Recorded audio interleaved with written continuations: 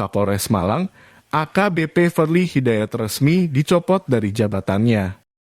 AKBP Firly Hidayat dicopot buntut dari tragedi yang terjadi di Stadion Kanjuruhan, Malang.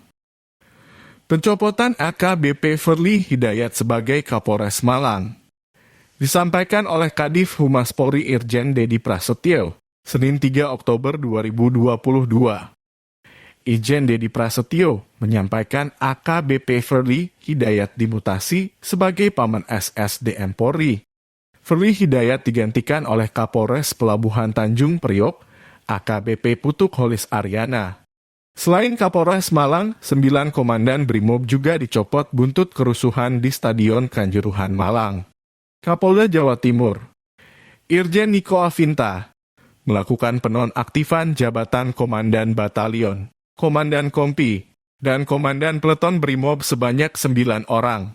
Saat ini, para anggota yang dinonaktifkan itu juga sedang dalam proses pemeriksaan.